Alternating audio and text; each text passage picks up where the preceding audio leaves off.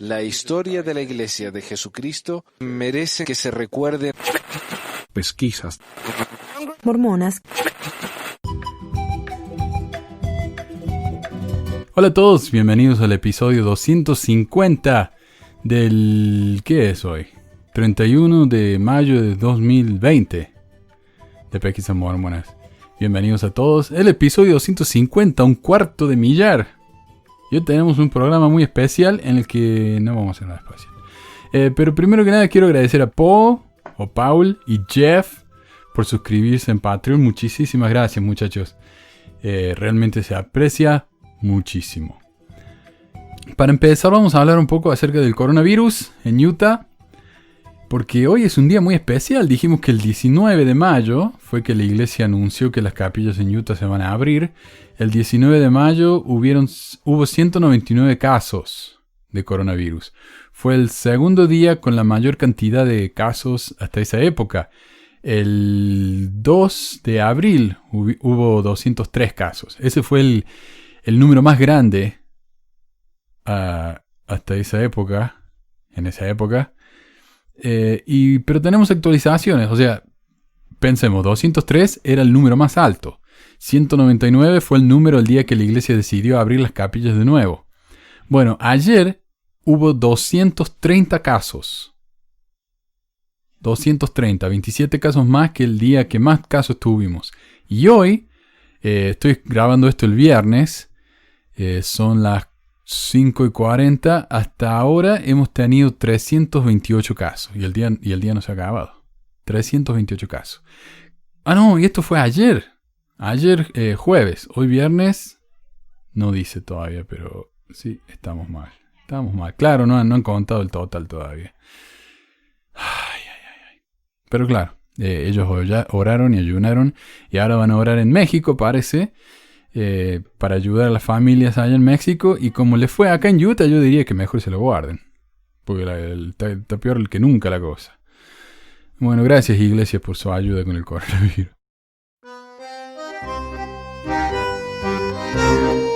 Pero tenemos una noticia muy importante hoy. Varias noticias acerca de dinero. La iglesia pierde 8.000 millones. Y esto no es nuevo, esto ya tiene como 10 días esta noticia. Pero no sabía si le quería hablar de esto. Pero me parece importante. Ya tenemos varias noticias en realidad, muchas noticias.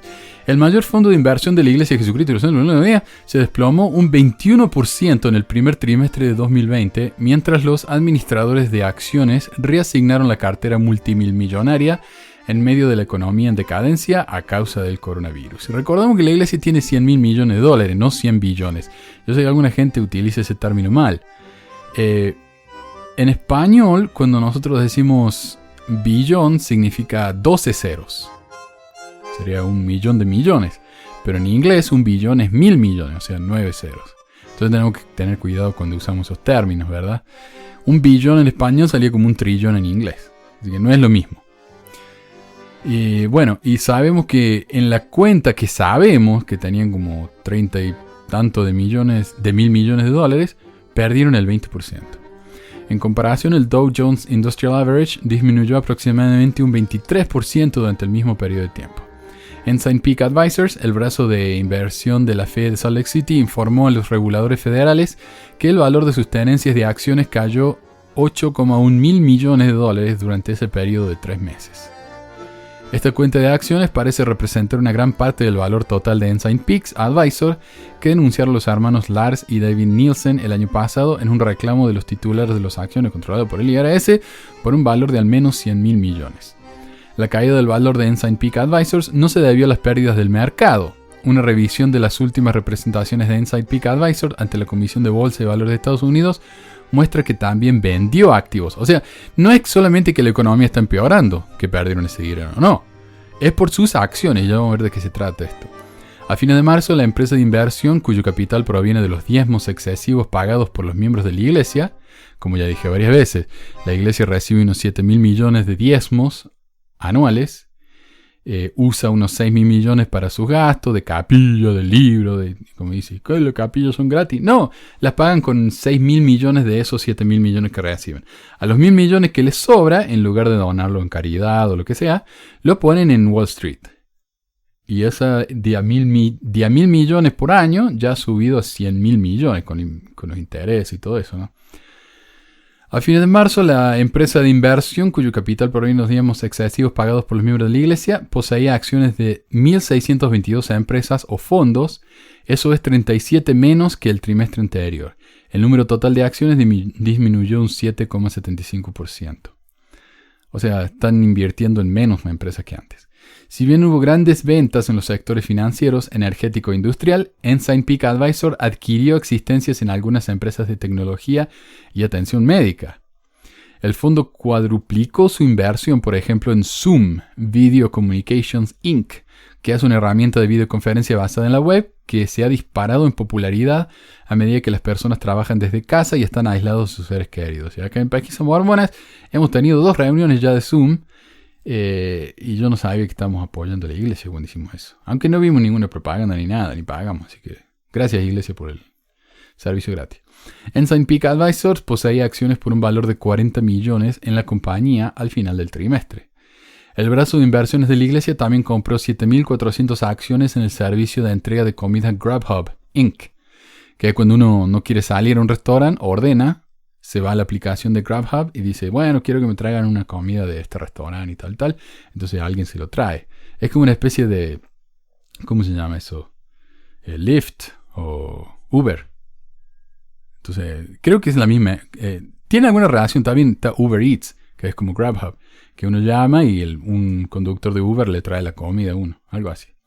Según muestra la presentación de la SEC, aunque el valor de esas acciones disminuyó durante el trimestre.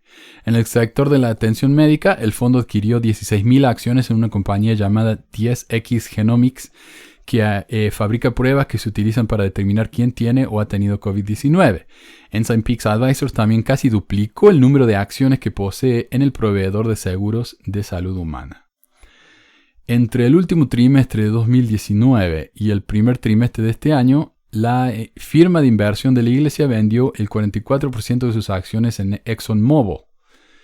La compañía energética ha sufrido una fuerte paliza desde que el coronavirus redujo el precio del petróleo en todo el mundo y obligó a millones de personas a quedarse en casa o les quitó el trabajo por lo que no tuvieron que seguir llenando sus automóviles con gasolina para viajes diarios.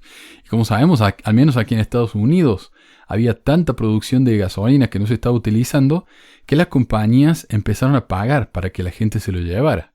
Porque les salía más caro pagar el alquiler para guardar todo ese petróleo que si lo regalaban o si lo vendían. O si hacían que alguien se lo sacara de la mano, ¿no? Ellos pagaban para que se lo sacaran de la mano. Ensign Peak Advisor vendió una cuarta parte de sus acciones en el gigante hotelero Marriott International. Y alguien me preguntó si el Marriott era de la iglesia. No, la iglesia no es dueña del Marriott. El señor Marriott es dueño del Marriott, pero Marriott es mormón. Entonces en parte tiene algo que ver.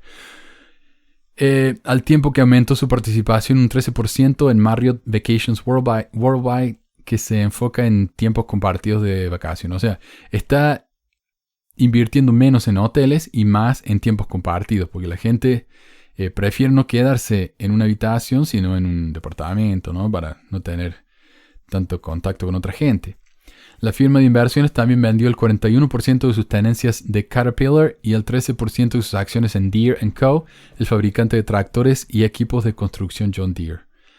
La primera observación es que mudaron a algo llamado acciones de quedarse en casa, dijo Hiram Segram, profesor clínico asistente de finanzas en la Escuela de Negocios Stern de la Universidad de Nueva York. Segram, que imparte un curso sobre valoraciones de acciones, define ese término como las empresas que los consumidores seguirán usando o usarán con más frecuencia mientras se aíslan socialmente. Dijo que Ensign Peak Advisor también parece estar haciendo esas nuevas inversiones en compañías con buenos flujos de efectivo y perspectivas de aumentar esos flujos. Segram dijo que la presentación trimestral demuestra la sofisticación del análisis financiero de Ensign Peak Advisor.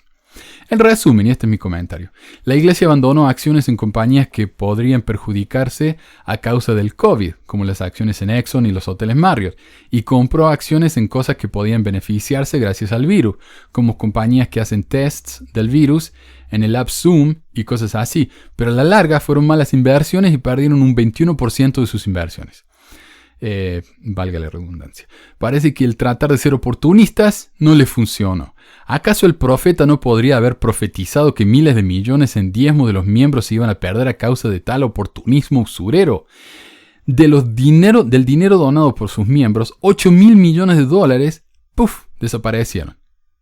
Así que los miembros que donaron su dinero que ganaron con tanto trabajo, deberían sentirse bien orgullosos. BYU rechaza ayuda del gobierno. La semana pasada el Diario de la Iglesia publicó un artículo que me sorprendió bastante, por 2 minutos. Según el Deseret News, a pesar de enfrentar pérdidas financieras significativas relacionadas con la pandemia, 4 universidades y colegios propiedades de la Iglesia de los Jesucristo de los Santos han rechazado más de 54 millones en fondos de estímulos federales. Dice, ustedes quieren darnos 54 millones. Nosotros acabamos de perder 8.000 millones en la bolsa. Guárdeselo. La Universidad Brigham Young, BYU Idaho, BYU Hawaii y LDS Business College utilizarán fondos privados para ayudar a los estudiantes que sufrieron problemas financieros relacionados con la pandemia durante el semestre que terminó el mes pasado, en lugar de usar el dinero asignado por el gobierno federal en lo que se llama la ley CARES, o CARES, según sus siglas en inglés. Ni la iglesia ni las escuelas solicitaron ni recibieron los fondos de la ley CARES, y las escuelas notificaron al Departamento de Educación de los Estados Unidos su decisión para que el dinero se pueda utilizar en las escuelas que necesitan más ayuda. Creemos que podemos ayudar a nuestros estudiantes sin los fondos de la ley CARES, dijo la portavoz de BYU, Kerry Jenkins, en un comunicado. Los estudiantes pueden recibir ayuda con sus necesidades básicas como alimentos y vivienda. El total de 54,17 millones casi iguala a los 54 millones que la ley CARES otorgó a la Universidad de Rutgers, la tercera cantidad más alta en la nación. Y sí, esto salió en las noticias también, de que la iglesia iba a recibir una de las mayores cantidades de dinero en el país. Así que llamaron la atención a causa de eso. Dice, la Universidad Estatal de Arizona recibirá la mayor cantidad con 63 millones y medio. En declaraciones separadas, las escuelas de los santos los últimos días dijeron que habían perdido cantidades significativas de dinero debido a la pandemia desde que suspendieron las clases en el campus el 12 de marzo. El resto del semestre se realizó en línea. Esta noticia me pareció a mí notoriamente significativa en una iglesia particularmente enfocada en el dinero, y la cual nunca había rechazado ayuda financiera federal hasta la fecha. Lo que me llevó a investigar un poco más sobre el tema y descubrí que no solo la iglesia no es la primera en rechazar este tipo de ayuda, sino que las otras escuelas que la rechazaron lo hicieron hace más de 2 semanas antes que la BYU. Según un artículo en Forbes, y esta noticia de que la iglesia rechazó la ayuda es del 20 de mayo. Este artículo en el Forbes es del 5 de mayo, o sea, literalmente hace más de 2 semanas. La ley CARES, promulgada el 27 de marzo, asignó alrededor de 14.000 millones a colegios y universidades estadounidenses, de los cuales aproximadamente 6,3 mil millones deben destinarse a estudiantes afectados por el coronavirus. La cantidad total del estímulo que recibe una universidad determinada se basa en el número de estudiantes. Claro, mientras más estudiantes tienes y más estudiantes con necesidades económicas, más ayuda recibe la universidad. Y lo que yo quiero, y perdonen que siga volviendo al tema, pero la iglesia acaba de perder 8.000 millones de dólares. Con ese dinero podrían haber ayudado a todos los estudiantes necesitados en el país y le hubiera sobrado. Hubieran podido ayudar al gobierno y todo. Y la otra cosa es que esto le pasa a la iglesia por andar apostando en la bolsa de valores. Porque literalmente poner el dinero en la bolsa de valores es apostar. No es muy diferente que irse a Las Vegas en un casino y echar fichas ahí en la mesa de blackjack. No sé. Y bueno, ellos así perdieron su dinero. Un dinero que podría haber ayudado a todos los estudiantes del país con necesidades. Al menos la mitad de la asignación de una institución debe usarse para subsidios de emergencia otorgados a estudiantes, pero la otra mitad puede usarse para cubrir gastos institucionales no presupuestados relacionados con el coronavirus. Los colegios y universidades tienen discreción sobre cómo gastar esa mitad, sujeto a la orientación del Departamento de Educación de Estados Unidos. Depende de las instituciones individuales determinar qué estudiantes reciben el dinero y cuánto reciben, pero el Departamento de Educación pretendía que los fondos ayudaran a los estudiantes con necesidades financieras a pagar los materiales del curso, alimentos, vivienda y atención médica, Entre otras cosas, pensamos que muchos de estos estudiantes que trabajan tiempo completo, lo que sea, para poder pagar sus estudios, ahora ya no pueden trabajar. Muchos trabajan ahí en el campus, ¿no? Vendiendo comida o trabajando en la tienda de la universidad. Esas cosas están cerradas, así que esos chicos no están ganando un peso. Y para eso es esta ayuda. Muchos otros chicos, los padres les ayudan a pagar la universidad y ahora que muchos padres no pueden trabajar, no tienen el dinero. Varias escuelas élite, particularmente aquellas con grandes dotaciones, ya han rechazado los fondos de CARES. Sus razones para rechazar el estímulo monetario abarcan toda una gama de motivos, pero claramente una de las principales preocupaciones era evitar la percepción negativa, acumulada por muchos políticos, de que el dinero de los contribuyentes se utiliza para rescatar, entre comillas, a las universidades más ricas. Y esto fue mucho que se dijo contra Harvard, que Harvard tiene creo que es la dotación más grande entre las universidades privadas y está recibiendo millones del gobierno. Dicen, ¿cómo qué? Tienen 40.000 millones en dotación en el banco y nosotros con nuestros impuestos tenemos que ayudar a Harvard. No, gracias. Eso es lo que decía la gente y los políticos. Entonces, claro, las universidades están tratando de evitar la mala fama, ¿verdad? La mala prensa. Los republicanos del Senado ahora han presentado un proyecto de ley que prohibiría que las universidades con fondos superiores a 10.000 millones reciban fondos de la ley CARES, a menos que gasten 10 veces su asignación federal de sus propios fondos y dediquen ese dinero a las subvenciones de emergencia para asistencia de estudiantes requeridos por el CARES. Es decir, ok, yo te voy a dar 50 millones de dólares, Harvard, pero ustedes tienen que gastar 500 millones para ayudar a sus estudiantes. De otro modo, nos quedamos con el dinero. Entonces, las universidades con dotaciones de más de 10.000 millones han sido criticadas negativamente en los medios, al punto de que un tercio de las universidades más ricas decidieron rechazar esa ayuda federal. Por lo general, las universidades más ricas son las más importantes, como Yale, Harvard, Brown, etc. Pero BYU, a pesar de no ser una de las universidades más importantes del país, tiene más dinero que el resto de esas universidades, incluyendo a Harvard, como dije, la que tiene la dotación más grande con 40.000 millones. Pero la situación de BYU es diferente, porque es una propiedad de una iglesia que ha sido criticada muy recientemente y muy agudamente por tener al menos 100.000 millones de dólares en acciones de Wall Street, aunque un poco menos ahora, como ya mencionamos. Así que es de sorprendernos que hayan decidido rechazar esa ayuda. Personalmente, lo que más me molesta de todo esto es que el Deseret News lo hace sonar como que la iglesia está tan preocupada porque ese dinero vaya a las escuelas que más lo necesitan, haciéndose sonar como tan caritativos al decir cosas como creemos que podemos ayudar a nuestros estudiantes sin los fondos de la ley CARES.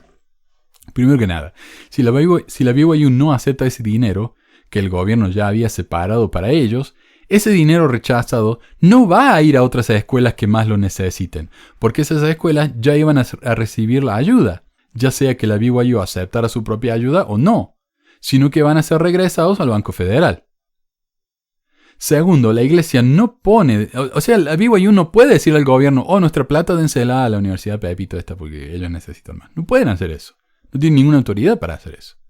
Entonces el gobierno va a decir, ¿no quieren ese dinero BYU? Ok, lo volvemos a poner acá en el banco.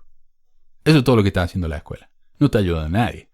Segundo, la universidad no pone de su propio dinero para ayudar a estos estudiantes necesitados en BYU, como lo dice el artículo, sino que ese financiamiento viene de los miembros, la inmensa mayoría de los cuales financian a esos estudiantes sin siquiera saber que lo están haciendo. Por ejemplo, en Canadá, donde la iglesia tiene que detallar sus finanzas, vemos que en 2018, de casi 178 millones de dólares que recibieron de donaciones, dólares canadienses, recibieron eso de diezmos, ofrendas, etc. La iglesia envió 73 millones, más de un tercio de los diezmos canadienses, a sus universidades en los Estados Unidos.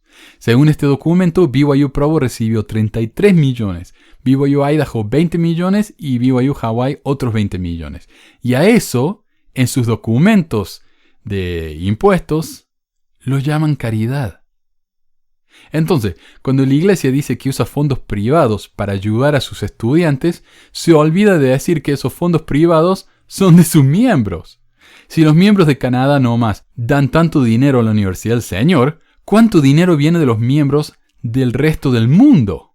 ¿Cuántos millones le estamos dando a los estudiantes de BYU para que se conviertan en mormones profesionales? Porque ya vimos el tipo de calidad de educación que reciben en BYU con profesores como Brad Wilcox, que andan enseñando lo de la piedra en el sombrero, ¿verdad? Esa es la educación que estamos ayudando a que reciban los mormones. La Iglesia Sud siempre debe reportar el abuso sexual. La legislatura de Arizona debe dejar eso en claro.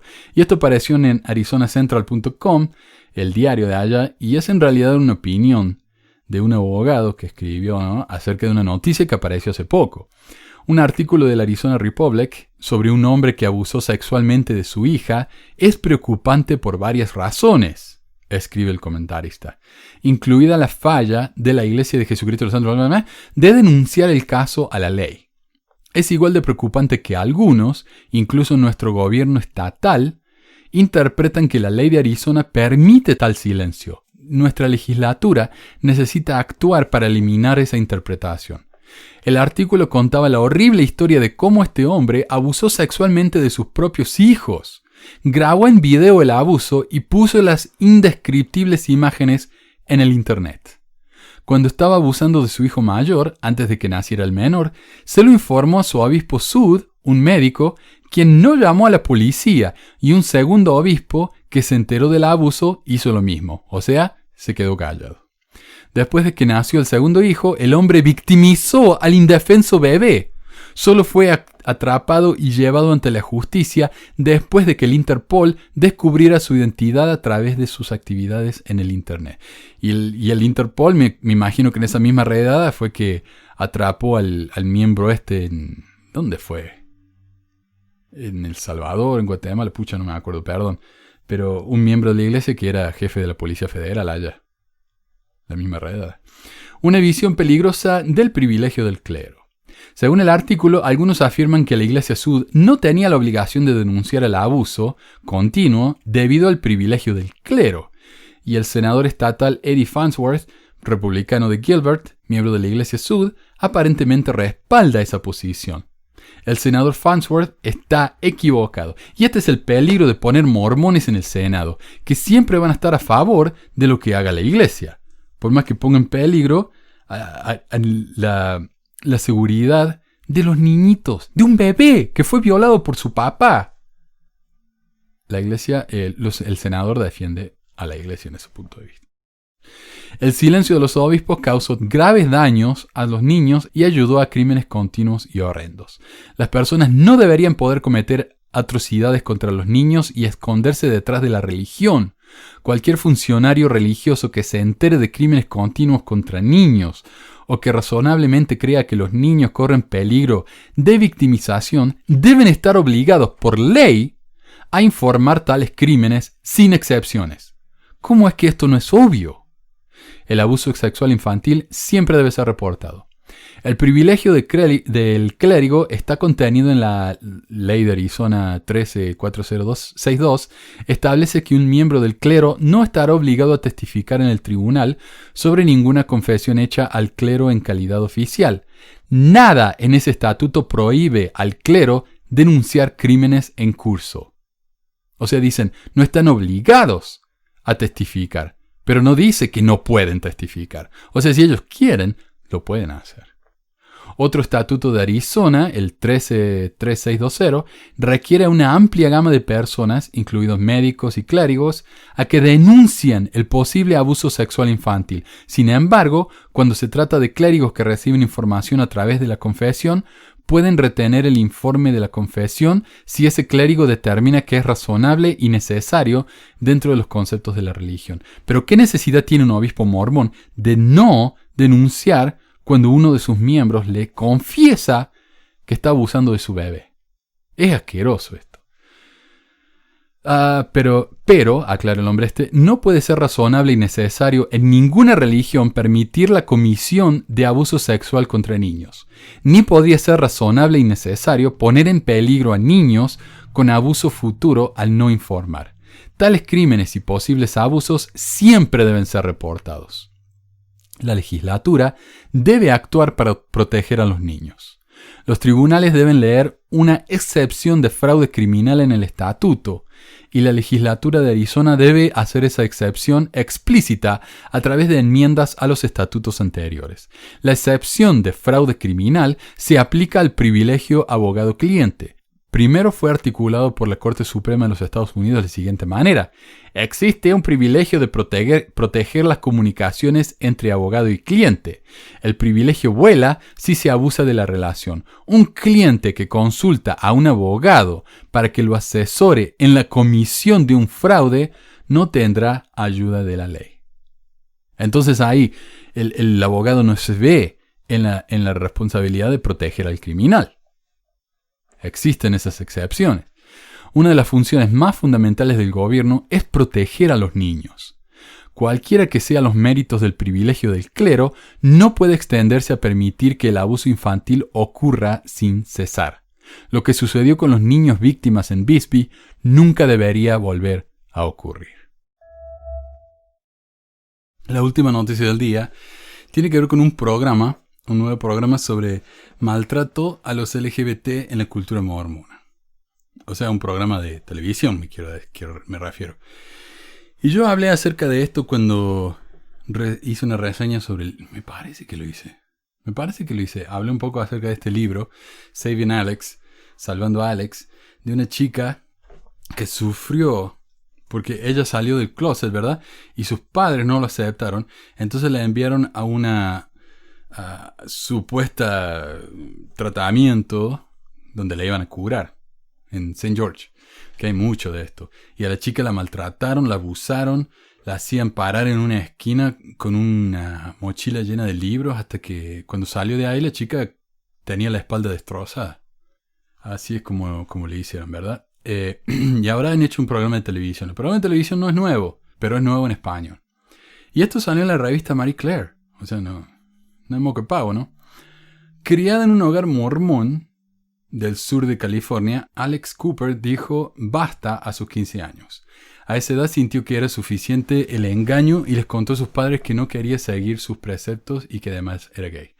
La relación de ellos no fue lo que esperaba y, acosada por las amenazas y los reproches, Alex aceptó seguir en el closet para asistir a clases como cualquier chica de su edad. Sin embargo, el tema reapareció constantemente y sus padres patearon aún más el tablero, enviándola contra su voluntad a un hogar de terapia de conversión sexual en Utah, donde la sometieron a todo tipo de castigos y palizas para curar su homosexualidad. Su historia llega ahora a la pantalla chica con Atrapada en el Closet, un programa de Lifetime. Su protagonista es Addison Holly, una de 19, una chica canadiense que hasta ahora trabajó sobre todo en títulos infantiles. Ella es quien saluda del otro lado del teléfono. En tu opinión, pregunta Marie Claire, ¿cuál es la importancia de contar historias como esta? Bueno, definitivamente creo que es una historia que implica mucho. Yo misma no sabía mucho sobre la terapia de reorientación sexual y hoy entendí que es muy importante difundir esta problemática en todo el mundo. Sobre todo porque siento que son muchos los que ignoran sus locuras y alcances. Cuando comencé a investigar y profundizar mucho más en el tema, me dolió realmente mucho ver lo que tuvieron que atravesar personas como Alex, y a sus 15 o 16 años. Es algo muy doloroso. Incluso me apenan todos estos padres que creen que les están haciendo un bien a sus hijos, y es justamente al revés. Me alegra que esta película pueda difundir y sembrar conciencia sobre este tema. O sea, una película para televisión, ¿verdad? ¿Qué pensás acerca de la terapia de reorientación sexual? Definitivamente creo que hay que terminar con ella. Me parece que se trata de una forma de pensar muy anticuada y estoy convencida de que debe terminar. Por suerte, sé que hay muchas personas trabajando para tratar de prohibirla y cada vez son más los países que han avanzado en ese sentido. En mi propio país, en Canadá, se está trabajando en esa dirección, así que creo que el mundo se está moviendo en la dirección correcta. Supongo que leíste el libro de memorias de Alex, en el que se basó el guión del filme, ¿Qué fue lo que más te impactó de su lectura? Hubo muchos pasajes en los que realmente se me complicó leerlo. Fue muy fuerte y desgarrador conocer de primera mano el tipo de maltratos y traumas que tuvo que pasar. Y sabes, tengo muchos amigos cercanos y seres queridos que podrían haber pasado por una situación similar. ¿Qué fue lo más importante que aprendiste de tus contactos con Alex? Algo que realmente me conmovió mucho es que Alex me dijo que quería que sus padres no aparecieran como monstruos en la película, que ellos hicieron lo que hicieron por su religión y porque querían lo mejor para ella.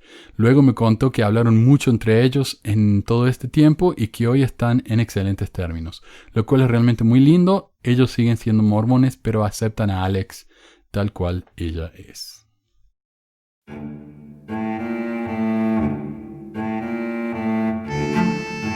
Esta semana me llegaron varios mensajes con links a un video del Elder Falabella, creo que es un líder de área, en el que dice que hay que bautizar el Facebook, según el Falabella. ¿Qué es lo que quiere decir bautice su Facebook? Ustedes vieron estos videos que nos muestra cómo compartir el evangelio a través de mensajes. Pero si usted en su Facebook tiene algunas cosas que no son dignas de un miembro de la Iglesia de Jesucristo de los Santos de los Últimos Días, es tiempo de borrarlas. Deje en ese Facebook solo aquellas cosas que son dignas de un santo de los últimos días. Y no estoy diciendo que llene de templos su Facebook, porque usted puede poner todavía muchas cosas relativas a su familia, cosas que le han dado éxito en la vida, pero de cuando en cuando ponga mensajes en ese Facebook que atraiga la atención de las personas al Evangelio de Jesucristo. ¿Y cómo se van a ver ellos atraídos? Pues viendo su página. Cuando ellos recorren su página, quiénes son sus amigos, qué fotos son las que usted pone, cuáles son los mensajes que manda. Eso va a determinar si las personas le van a seguir o no le van a seguir. Entonces, segundo consejo, bautice su Facebook y empiece a utilizarlo para compartir el evangelio con todas las personas, con sus contactos, con sus amigos, y usted va a ver que poco a poco las personas se van interesando. Esto me recordó mucho a lo que dijo mi presidente de misión una vez, cuando la dueña de una de las casas en las que nos estábamos quedando me robó toda la asignación mensual, y cuando llamé a la oficina de la misión, el asistente me ignoró completamente. Entonces se lo conté a mi familia en una carta. O sea, él dijo que le iba a avisar al presidente, pero nunca hizo nada. Era un chileno, pero un tipo desagradable, pero el presidente lo amaba a él. Lo amaba porque él cantaba bien. ¿Saben lo que? Yo escuché acá varios ya que me dijeron que sus presidentes de misión eran muy racistas. Yo creo que mi presidente de misión no era racista, sino que él le llamaba mucho la atención a las personas con un gran carisma. Uno de sus asistentes, me acuerdo que era el Elder Howard. El Elder Howard era un tipazo, realmente yo lo amaba a ese hombre. Y él era muy simpático, muy carismático, y por supuesto llegó a ser asistente. Otro era, ¿sabes qué? No me acuerdo cómo se llama el chileno este. Pero un tipo de lo peor. O sea, las hermanas lo evitaban. Él cuando estaba en la casa de la misión, él tomaba su troca, su camión, su auto, y se iba a visitar a las hermanas todos los domingos. Nunca visitaba un elder ni por casualidad, eran puras hermanas. Y las hermanas me contaban, a mí varias, dos, me contaron que lo evitaban al tipo este porque se las pasaba filtreando, ¿cómo se dice? Flirteando con ellas. O sea, se la pasaba diciendo que se quería casar con ellas. Entonces ese tipo, en las conferencias, me acuerdo una vez, estaba en mi distrito.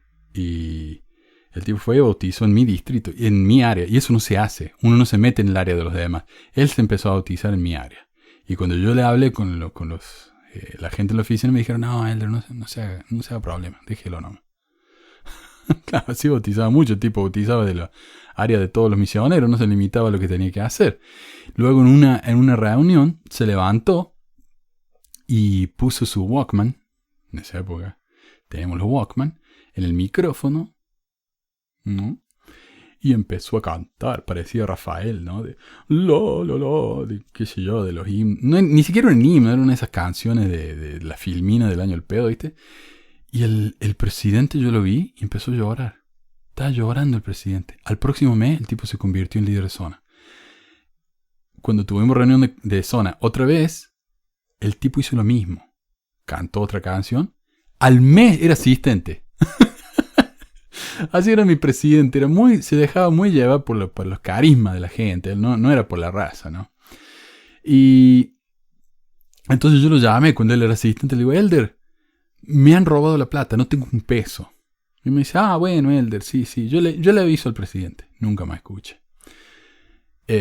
Ni le dijo, estoy seguro que ni le dijo. Entonces, yo le escribí a mi familia y les conté lo que pasó. Mi mamá le escribió una carta al presidente diciendo, yo quiero que mi hijo salga de esa casa ya mismo. Y me llama el presidente y me dice, Elder, me ha llegado una carta muy preocupante de su madre. Y yo no sé qué quiere decir. Dice que salga de esa casa inmediatamente. ¿Qué es eso? ¿Se refiere a la pensión o se refiere a la misión?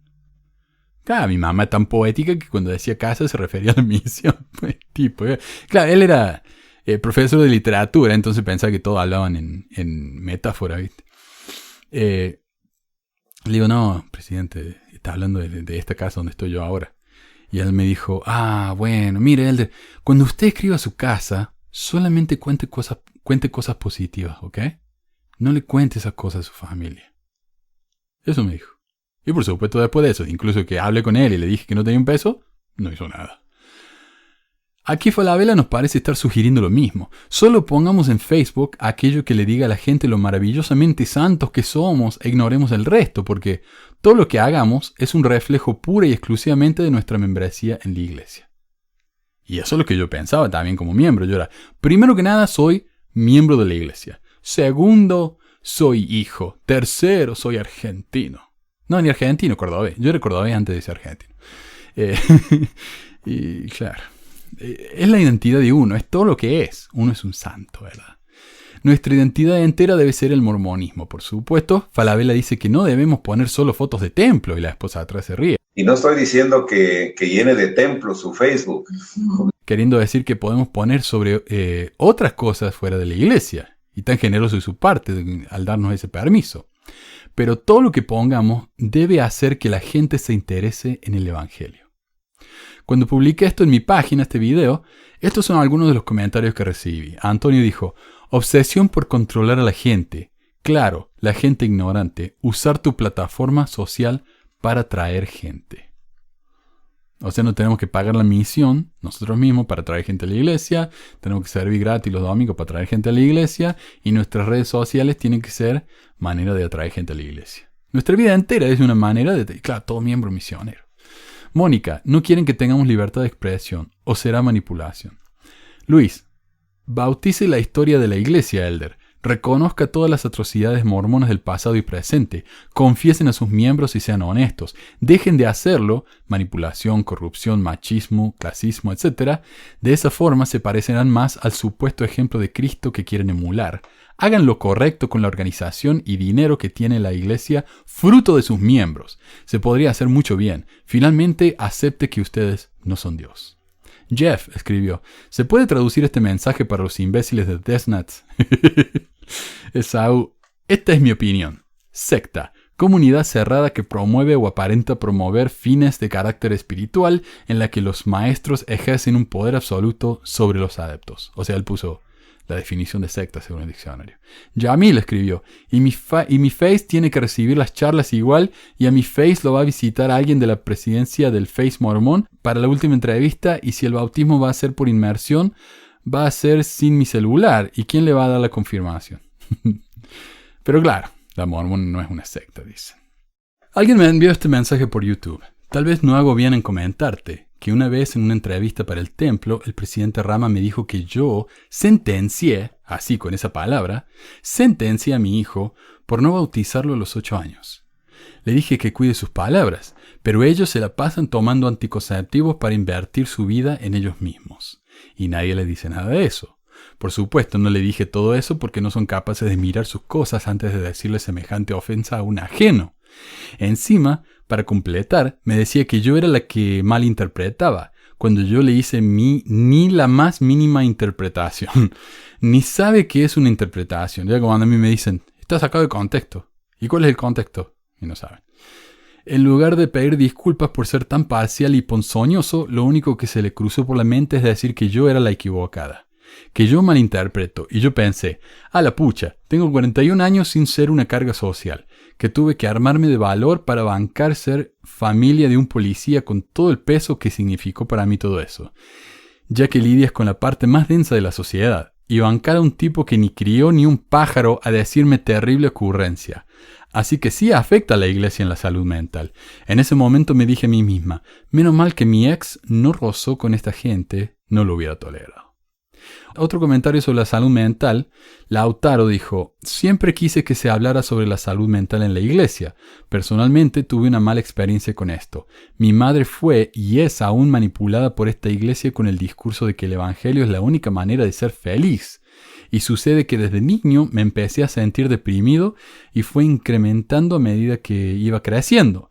Y cuando trataba de mostrar y controlar cómo me sentía, solo escuchaba que era mi culpa por haberme alejado de la iglesia y porque no cumplía los mandamientos. Siempre que en realidad necesitaba ayuda de un profesional.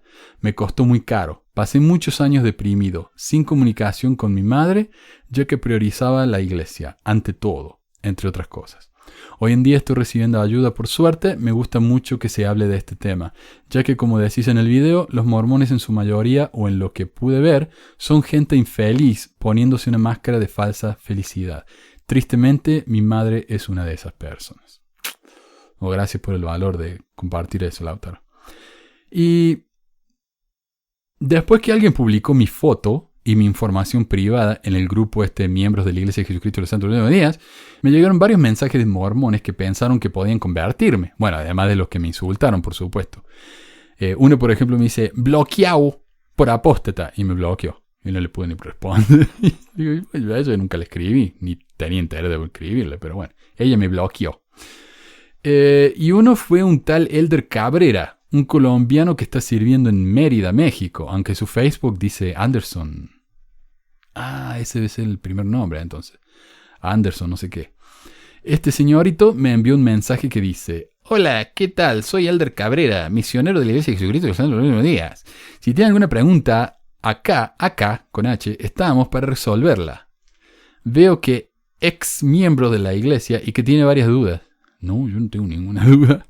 Solo pregunta y no tenga miedo. Qué bueno, porque yo estaba aterrorizado. Sé que nuestro Padre Celestial, todo con minúscula, le ama y quiere que usted pueda acercarse a Él nuevamente. Mi pregunta. ¿Por qué José Smith se casó con 2 niñas de 14 años? Él. Si usted me dice de dónde encontró esa información errónea, entonces le responderé. Así de sencillo. Así me puso. Así de sencillo. A esa altura, de entrada nomás, tenemos un problema porque este misionero debería saber eso. Este es un ministro, un representante de la iglesia, y piensa que es erróneo que José se casó con nenas de 14. Entonces yo le dije, en el sitio de la iglesia, ¿en serio no sabes eso? ¿Y vos querés venir a responder mis preguntas? Él me escribió, envíeme el link. Porque en estos tiempos todas las personas pueden hackear la información. Y así me escribió hackear mal. Increíble, un misionero pidiéndome información básica sobre su propia iglesia. Y le compartí el enlace al ensayo de la iglesia, ese matrimonio plural, en Kirtland y Nauvoo. Y le dije, ¿y hackers? ¿Me estás jodiendo? A lo que él me respondió, soy desarrollador de software, entonces por esa razón. Y yo le digo, ¿por esa razón qué? Ese ensayo está en el sitio de la iglesia hace años, y vos decir que alguien hackeó el sitio y nadie se dio cuenta. Ok, lee el ensayo y responde mi pregunta, por favor. Aunque si no sabes ni eso, no veo cómo vas a responder nada. Él. Solo por la eternidad. Es una cita que sacó del ensayo. Lo cual sugiere que la relación no incluía las relaciones sexuales. Después de la muerte de José Smith, Helen C. Eso es lo que me copié y pego. Y yo, wow, se casó con nenas de 14 años. No lo sabías. Lees un ensayo que yo tuve que dar y esa es tu respuesta. Me imagino que no sabías que más tarde Helen Marr dijo que el matrimonio con José no fue solo espiritual. Mira, yo no te escribí, vos me escribiste a mí, lo que me resulta increíblemente desubicado. No sé quién sos, no sé por qué pensás que tenés el derecho de molestarme, pero te tengo una sugerencia, deja de molestarme. ¿Te queda claro o te lo explico con manzanitas? Entonces me envió un mensaje de audio explicando que José solo se había casado con muchas mujeres y que era para levantar posteridad. Primero, a José se le había dado ese mandamiento. por Dios directamente en ese tiempo. Igual en ese tiempo estaba permitido que se casaran a esa edad, pero era José únicamente, para que él tuviera posteridad en esos tiempos. Entonces, solo se indica que él tuvo solo una esposa de 14 años y solo era en lo espiritual, que era por toda la eternidad. Y dice que él no tuvo relaciones sexuales con ella. Entonces, creo que usted no entiende las cosas o no está comprendiendo bien esa parte. Y yo le dije, ¿y vos pensás que yo creo que Dios habló con José? Vos mismo dijiste que José no tuvo sexo con Ellen. Entonces, ¿para qué se casó con ella si ahora me decís que era para levantar posteridad? ¿Y solo José hizo eso? ¿En serio? Tu ignorancia me hace doler los dientes. En serio, déjame de molestar o le escribo yo mismo a tu presidente. Entonces él me escribió. Igual yo sé que la iglesia es verdadera y que Dios se le apareció a José Smith y le respondió su oración. Y yo le escribí. 3. Y lo único que le puedo decir es que pregunte a Dios, así cuando usted aceptó ser bautizado. Yo. 2. Él. Porque tuvo testimonio de la iglesia es verdadera, solo le invito a que pueda orar. Y yo le iba a poner 1, pero ese mensaje fue en 2. Así que se le acabaron las oportunidades. Y yo dije, listo, le estoy escribiendo a tu presidente. Espero que te haya valido la pena. Y lo tuve que bloquear para que me dejara de molestar el infeliz este. Luego de esto, le escribí a la esposa del presidente por Facebook, porque parece que el presidente no se mete mucho ni lo actualiza muy frecuentemente, pero hasta la fecha no me ha respondido. Y dudo que lo haga. Espero que al menos le haya pedido al pesado este que deje de molestar a la gente que no pidió hablar con él. Honestamente, para mí, escribirme así por Facebook, sin yo haberle hecho una pregunta a él, es como si los misioneros abrieran la puerta de mi casa y se me metieran. Absolutamente desubicado. Pero lo que más me queda de todo esto es que los chicos que están saliendo a la misión no saben nada. Nada de nada. ¿Cómo puede ser que un misionero en el campo no sepa que José era polígamo? Mucho menos que estaba casado con menores prepubescentes, cuando eso ha estado en el sitio de la iglesia por años. Bueno, esta es la última sección, es tema del archivo, como he venido publicando desde hace un tiempo. Este es un artículo que tiene un poco más de 2 años. Se llama Confíen en nosotros, no ocultamos nada, dice Apóstol Mormon. En el cara a cara de Ballard y Oaks, hace unos 2 años, el mismo cara a cara donde dijeron que las enfermedades mentales no son malas porque nos ayudan a movernos, Holland dijo algo bastante interesante. Según él, es mentira que la iglesia haya escondido los diferentes relatos de la primera visión, porque en 1970 se publicó un artículo sobre el tema y concluye diciendo: Pero solo confíen en nosotros donde quiera que estén en el mundo y compartan este mensaje con cualquiera que haga esa pregunta.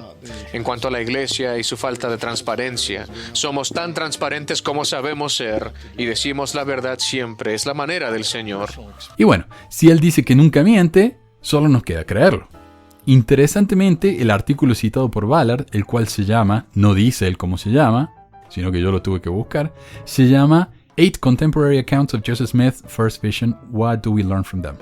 8 relatos contemporáneos de la primera visión de Joseph Smith, ¿qué aprendemos de ellos? Y voy a poner el link acá en la descripción. No incluye los 8 relatos, sino un resumen por parte del autor de los 8 relatos. Y un análisis de los diferentes énfasis, entre comillas, de cada relato. Porque ellos dicen, no se contradice, simplemente que se enfatizó en ciertos aspectos. Pero se contradicen. El artículo ese no dice eso. Al lector no se le da la oportunidad de analizarlos por sí mismo, porque los 8 relatos no están incluidos. Entonces, ¿no ocultaron nada? Puede que la iglesia haya publicado un artículo sobre el tema cuando ya todo el mundo estaba hablando de esto. Cuando Fan Brody, en 1970, ¿no? Cuando Fan Brody había sido excomulgada por publicar esto en su libro No Man Knows My History, la primera biografía académica de José Smith. Y los que dicen los mormones que creen que Fan Brody no era una historiadora seria, yo les digo, ¿qué han leído de Fan Brody? Fan Brody entre los mormones, sí, es la biógrafa de José Smith, pero ella escribió una biografía sobre Jefferson y sobre Nixon, que hasta el día de hoy son muy respetadas. Yo leí un libro, y ya lo dije, hace un par de años, que estaba dedicado al libro de Fan Brody sobre Jefferson, diciendo, en esa época Fan Brody fue criticada por el libro que escribió sobre Jefferson porque decían que muchas de las cosas que dijo eran ideas de ella nomás. Pero ahora, luego de todos los descubrimientos históricos que hemos hecho en los últimos, 50 años, Fan Brody tenía razón en todo lo que dijo sobre Jefferson. Tenía razón. Y hoy sabemos que lo que dijo sobre Joseph Smith también era cierto. ¿Verdad? Pero no, en esa época a ella la excomulgaron por decir eso. Fan Brody, hombre. Y muchos dicen, pero Hugh Nibley, él sí era un académico de en serio. Hugh Nibley era un tipo que él decía que hablaba 20 idiomas, no sé qué, y que era un genio, era el Einstein mormón.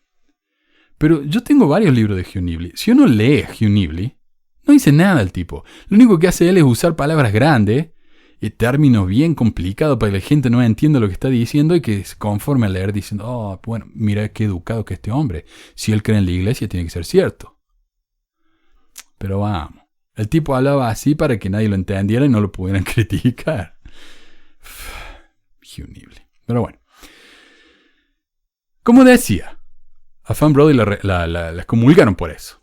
Por hablar de los diferentes relatos de la primera visión. ¿Y cómo la criticaron? El mismo Hugh Nibley escribió un librito, un panfleto, criticando el libro de Fan Brody, en el que básicamente la acusó y usó un montón de ad hominems, la atacó personalmente, pero casi ni habló del libro en sí. Y algún día voy a tener que hablar de eso, porque es un panfleto chiquito realmente.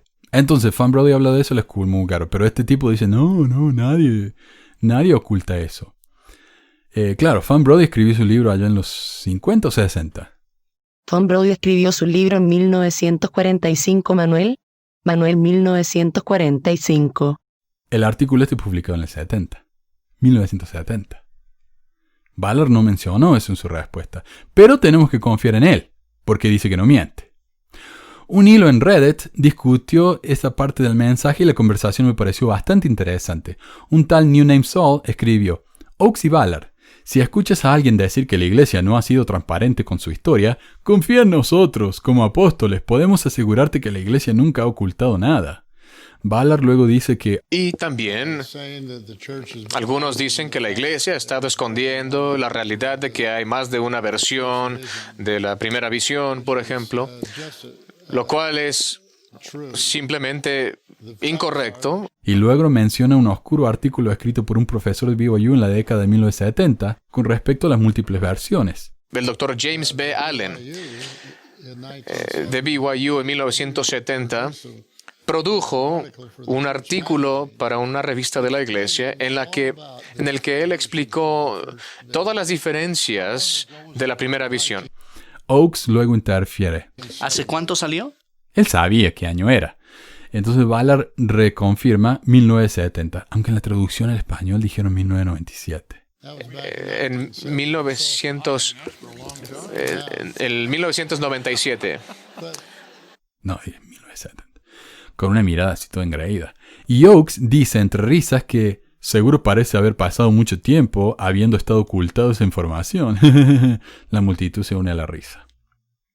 Queriendo decir, hace 40 años, 50 años que venimos diciendo esto. ¿Qué estamos ocultando? 50 años, la iglesia tiene unos 200 años. Así que ustedes deciden.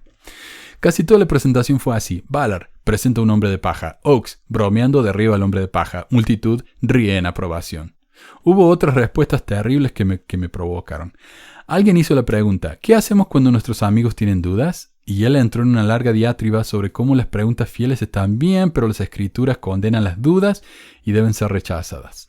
Otra persona preguntó, ¿cómo sabemos si la revelación personal es correcta? Y Oaks dio la respuesta de las lecciones de la primaria, pero luego siguió con, si la revelación contradice las escrituras, o la revelación moderna, vino de la fuente incorrecta. Risas de la multitud. Luego de más explicaciones sobre cómo si las revelaciones contradicen lo que dicen los líderes de la iglesia, es decir, él y Ballard, deben ser rechazadas. O como dijera, ¿cómo se llama? El Bednar, que dijo que él es escritura. Entonces tenemos que confiar todo lo que dice él, porque él es escritura. O como dijera Brigham Young, lo que yo digo es doctrina. Es tan irreal ver cosas como esta después de que uno ha abierto los ojos. Uno que se llama Marvelous Exodus respondió: mi primer pensamiento es que ni siquiera había nacido yo cuando salió ese artículo de las múltiples visiones. De las versiones. A mí se me enseñó que tenía que memorizar la primera visión porque era tan sagrada que no podía equivocarme ni un poco. Eso de dudar de tus dudas me recuerda a esta cita de un sobreviviente de Jonestown.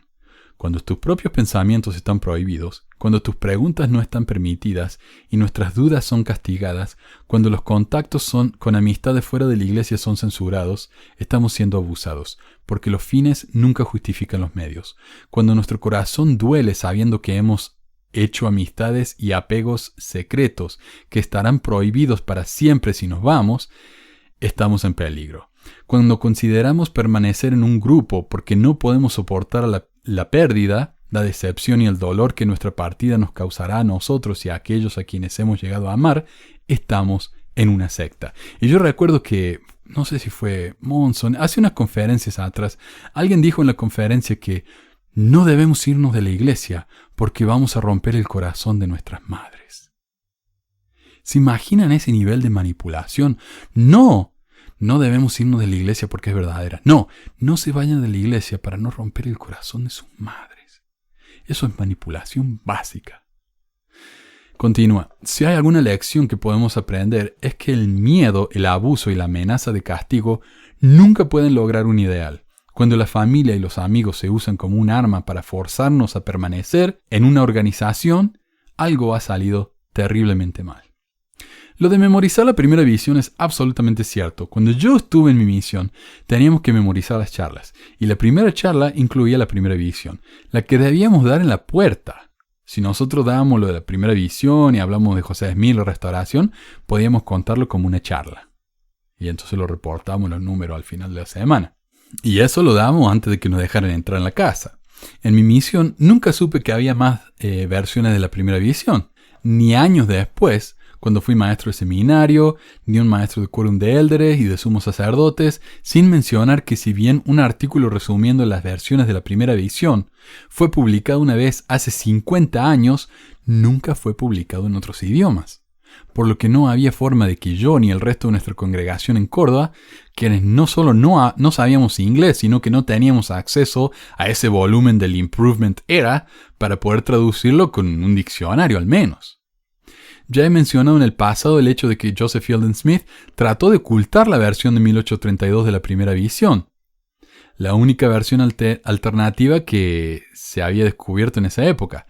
El artículo en Dialogue de Stan Larsen, Another Look at Joseph Smith's First Vision, otro vistazo a la primera visión de José Smith, dice: descubrimiento de la versión de 1832. En 1832, José Smith registra su relato escrito a mano de la primera visión en las primeras 3 páginas del libro de cartas 1. Y un libro de cartas era literalmente eso, o sea, él escribía una carta en su librito y alguien la tenía que transcribir y mandar esa carta a alguien más. Entonces él tenía un registro de todas las cartas que había mandado. Entre 1838 y 1839 se escribe el relato oficial de la primera visión, canonizado en la Perla de Gran Precio en 1880. En 1847, Brigham Young y los santos viajan a Utah, traen cajas de registros de la iglesia Salt Lake, incluido el libro de cartas número 1. 1901, Joseph Fielding Smith comenzó a trabajar en la oficina de historiador y registrador de la iglesia. En 1910 es llamado como apóstol. En 1921 es llamado como historiador de la iglesia. Entre 1921 y 1935, Joseph Fielding Smith y la oficina del historiador de la iglesia procesan las cajas de registros de Nauvoo, descubren el libro de cartas 1, aproximadamente 100 años después de su creación. Entre 1930 y 1935, 3 páginas que contienen la versión manuscrita por José Smith de 1832 en el libro de carta 1 son colocados en la caja fuerte de la oficina de Joseph Fielding Smith. Son puestos en su caja fuerte. Resto del libro de cartas 1 y otros registros de Nauvoo colocados en el archivo de la iglesia. O sea, este libro está hoy, lo han escaneado y lo han puesto ahí en la versión, en el Joseph Smith Papers, en los documentos de José Smith, el sitio oficial de la historia de la iglesia. Ahí han puesto el libro de cartas número 1 y uno puede ver que esas 3 páginas han sido pegadas en el diario. porque antes de eso habían sido cortadas. Habían sido cortadas esas 3 páginas donde José escribió su primera visión y fueron ocultadas en la caja fuerte de Joseph Fielding Smith. Joseph Fielding Smith comparte 3 páginas con Confidente. Entre 1940 y a principios de los 50, Joseph Fielding Smith les mostró al presidente del primer consejo de los 70, Levi Edgar Young, la versión arrancada de 1832. Entre 1952 y 1953, el historiador aficionado Lamar Peterson entrevistó a Levi Edgar Young, quien dijo: "La iglesia debe tener un comité para responder preguntas difíciles". Dejó de ir con sus propias preguntas a Joseph Fielding Smith porque se le rieron en la cara y lo rechazaron. Cuando pidió ver documentos, se le pidió que obtuviera un permiso de más arriba. Este era un 70 de la iglesia. Obtuvo permiso de más arriba, examinó los documentos, me dijeron que no copiara o dijera lo que contenían. Dijo que era una narrativa extraña de la primera visión. En 1963 muere Levi Edgar Young y Peterson, el historiador mantiene la información confidencial hasta entonces, 1963. Claro, porque le prometió a Levi Edgar Young que no iba a hablar acerca de eso, porque él dijo: "Mira, a mí los de arriba me dijeron que me quede callado". Entonces Peterson respetó eso, pero una vez que se murió dijo: "Bueno, ya está, ahora lo publico".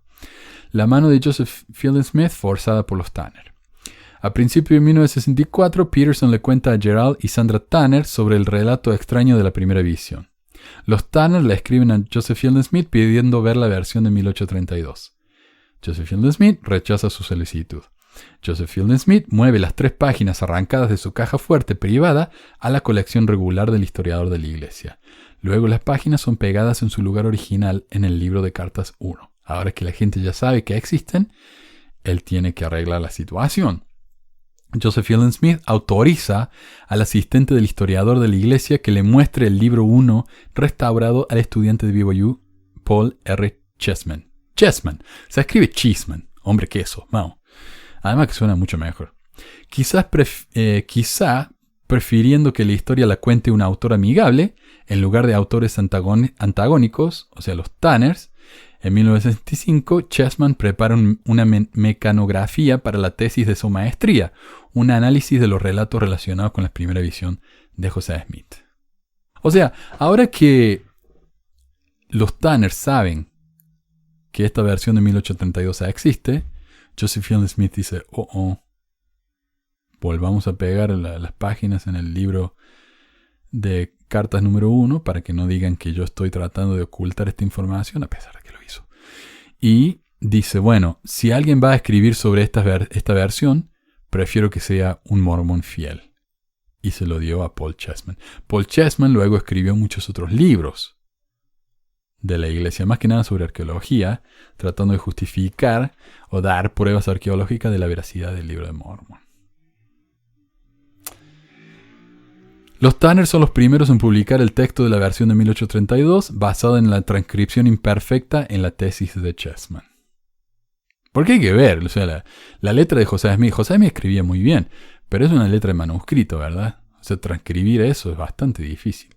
Más que nada alguien que no era un profesional, como Chessman, él era solo un estudiante. ¿Quién arrancó las páginas y por qué? ¿Quién? La evidencia apunta fuertemente a Joseph Fielding Smith, porque él era el presidente, el historiador de la iglesia en ese tiempo. ¿Por qué? La versión manuscrita de José Smith contradecía la versión canonizada de 1838. En esta versión, José Smith ya sabía que ninguna iglesia tenía razón, solo se le aparece Jesús en la primera versión. En la primera visión. En la versión de 1838, José Smith quiere saber a qué iglesia unirse. Se le aparece el Padre y el Hijo. Se le dice que no se una a ninguna de las iglesias. Claras contradicciones. La versión de 1832 pone en duda la afirmación de José Smith de haber sido divinamente llamado para restaurar la iglesia verdadera. Joseph Fielding Smith debe haber temido las consecuencias. ¿Por qué es esto significativo? Bueno, la iglesia es ampliamente acusada de ocultar o blanquear la historia. Pero este es un caso de Joseph Fielding Smith atrapado con las manos en la masa. No solo eso, sino que esconde un relato escrito a mano de un evento fundamental por el fundador de la iglesia.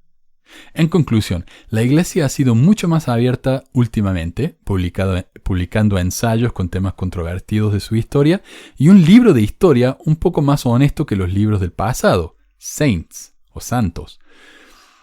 Pero parece que esta honestidad recién descubierta solo se produjo después de que otras personas publicaran este tipo de información primero y la Iglesia sintió que tenía que recuperar el control de la narrativa.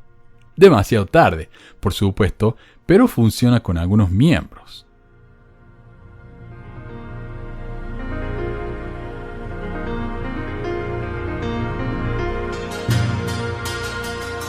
Y eso fue todo por hoy. Miren, el programa de hoy no es tan perfecto como el de la semana pasada. Es 1 hora y 7 minutos.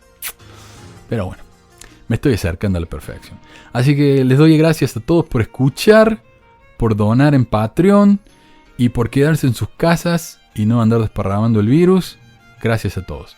Cuídense mucho, por favor. Y nos vemos la semana que viene. Adiós.